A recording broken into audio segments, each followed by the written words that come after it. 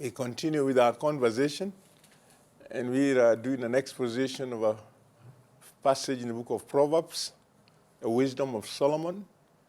This is chapter number 15, and we've been working from verse number 5, and I hope I can be able to cover the balance within the next episode. From verse number 12, it says, mean-spirited slander is heartless. Quiet discretion accompanies good sense. Mean-spirited slander is heartless.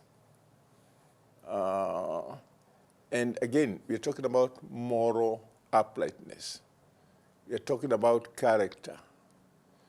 And I think for all people everywhere, whenever we think about representation, whenever we think about people that we want to position for leadership in any sector, whether it's within the public schools, private schools, even when it comes to village elders, one of the most important aspects of determining people who are going to be entrusted with leadership is moral uprightness.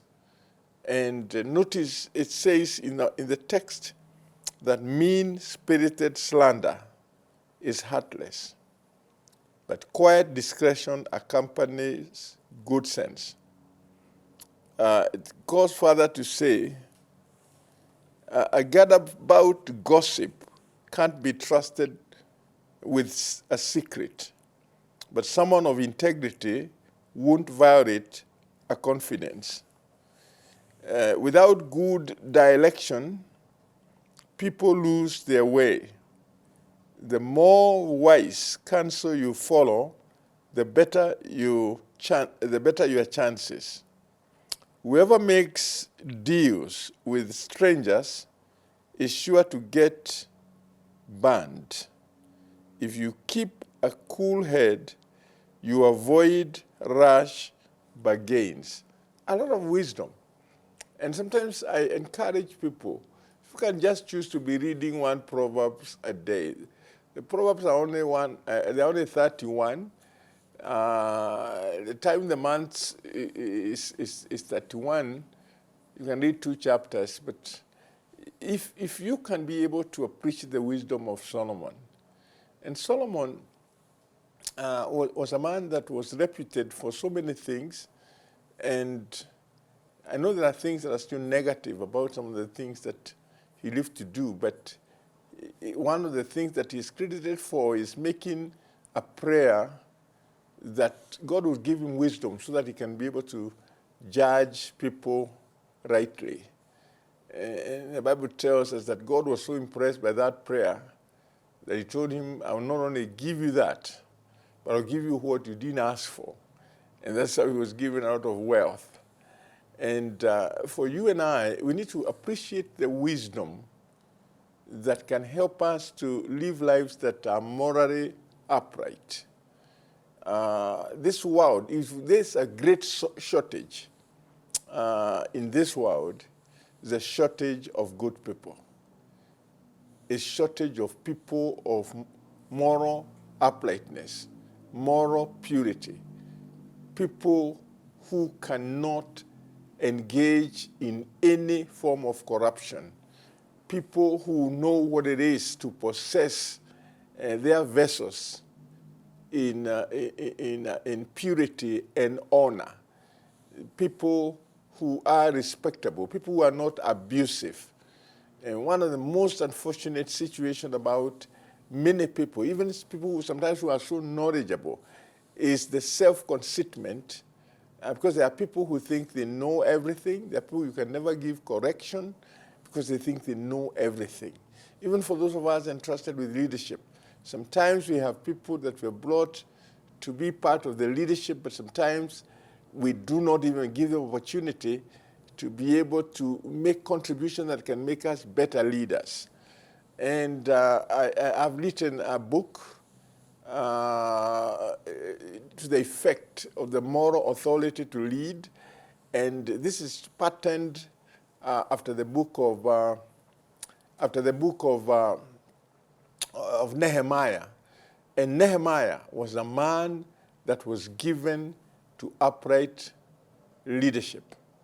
And it is very, very interesting to observe that Nehemiah was able to have such a great influence and authority to the people when he spoke. Even when he spoke to people who are nobles, when he spoke to people who are high-ranking, because of the example of the way he lived. One of the most effective way of leadership is leadership by example. And as a leadership student and as a leadership trainer, I always tell the people who I teach that the greatest example of leadership is when you live out the principles that you teach.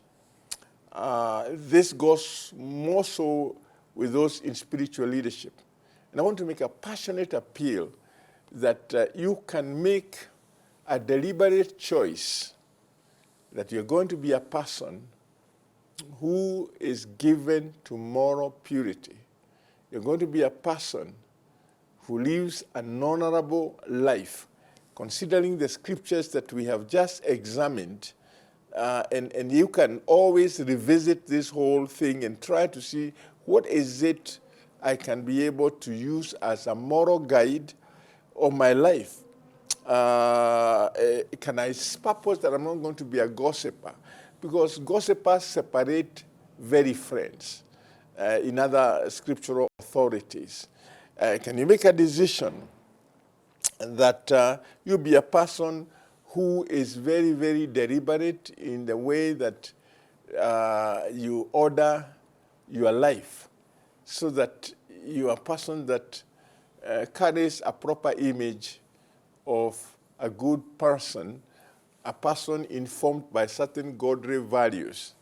So as we come to close this particular program, I just want to make a very, very passionate appeal.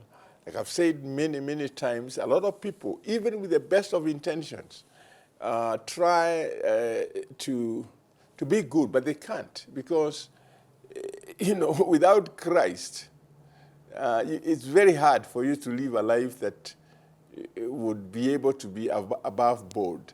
The reason why those of us who have committed our lives to Christ, and we have invited the Holy Spirit to be our guide and direction, is because we have turned over our lives for the control and the direction of the Holy Spirit. So I make an appeal to you. You can make a decision. You can make a choice that will not disappoint, because you have chosen to live a life of good character, to live a life of moral uprightness, to be a person who definitely is going to make our world a better place, a person who is a good influence to our young people, and so that we can hope to have a great country, a great people within the various institutions preparing for value-based living that is guided by godly principles. All that can happen because we have chosen the proper path. I want to appreciate those who continue to follow this conversation, and I believe that we shall continue to cover more grounds that help us to become better people, because when we become what we need to do and to align ourselves with God's will for our lives, the greatest beneficiaries are ourselves. There are people who will have great benefit of living a person who is of good reputation, but the beneficiary is you and I when we have chosen the path to glorify God. May the Lord bless you. We look forward for the next conversation. Thank you.